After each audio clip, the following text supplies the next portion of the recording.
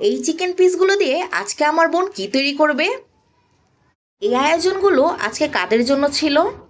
ভিন্ন রকমভাবে গরুর মাংস দিয়ে আজকে আমার বোন কি রেসিপি তৈরি করবে? সব ডিটেলস থাকবে আজকের এই ভিডিও ব্লগে। হ্যালো, আসসালামু আলাইকুম everyone, welcome to my another blog. আশা করি সকলে সুস্থ আছো, ভালো আছো। বন্ধুরা, আজকে এই চিকেন পিসগুলো দিয়ে আমার বোন চিকেন ফ্রাই তৈরি করবে আর চিকেন উইংস তৈরি করবে।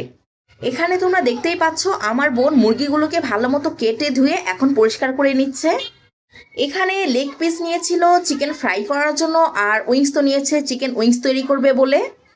চিকেনগুলো ধোয়া হয়ে গেলে এখন এক এক করে সব দিয়ে দিচ্ছিল বলে সব মশলা দিয়ে চিকেনগুলোকে ম্যারিনেট করে রেখে দিবে।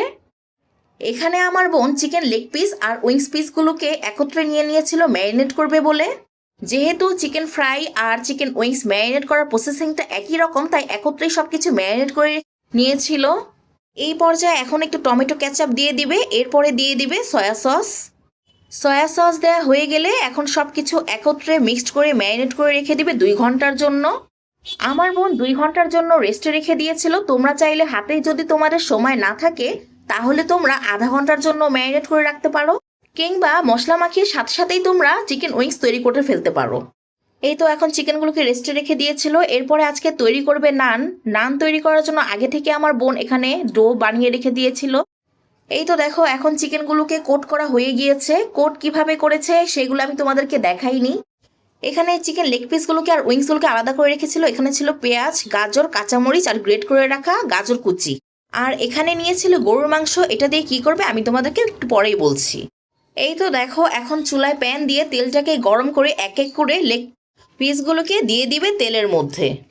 এ পর্যায়ে তোমরা দেখো চুলার হিটটাকে কিন্তু একেবারে মিডিয়াম টু লো ফ্লেমে রাখা হয়েছে। এই তো দেখো চিকেনের এক পাশ ভাজা হয়ে গিয়েছে। এখানে দেখো গরুর মাংসটা রান্না প্রায় হয়ে গিয়েছে। এই গরুর মাংসটা দিয়ে আমার বোন আজকে বিফ চাপ তৈরি করবে। তোমরা চিকেন চাপ তো অনেকেই খেয়েছো, বিফ চাপ কি কখনো খেয়েছো? আমিও কখনো খাইনি। আজকে আমি প্রথমবারের মতো বিফ চাপ ট্রাই করব। এই রেসিপিটা আমার বোন কোনো ইউটিউব থেকে দেখে না, ও একদম সম্পূর্ণ নিজের আইডিয়াতে করেছিল। আজকে এই বিফ চাপটা খেতে এতটাই টেস্টি ইয়ামি ছিল এবং আমার পরিবারের সবাই অনেক পছন্দ করেছিল এই রেসিপিটা। গরুর চাপ পোলাও তো আমরা কম বেশি সবাই খেয়েছি, ওটা একটু ভিন্ন রকমের রেসিপি, আর এটা ছিল, এই চাপটা ছিল একটু ভিন্ন রকমের। এরপরে আমার বোন চিকেন উইংস তৈরি করার জন্য গ্রেভি তৈরি করে নিয়েছিল। এরপরে নানগুলোকে ভেজে নিয়েছিল। এই দেখো বন্ধুরা, নান, এটা ছিল বিফ চাপ, এরপরে ছিল চিকেন ফ্রাই, এরপরে ছিল চিকেন উইংস। কেমন হয়েছে বন্ধুরা অবশ্যই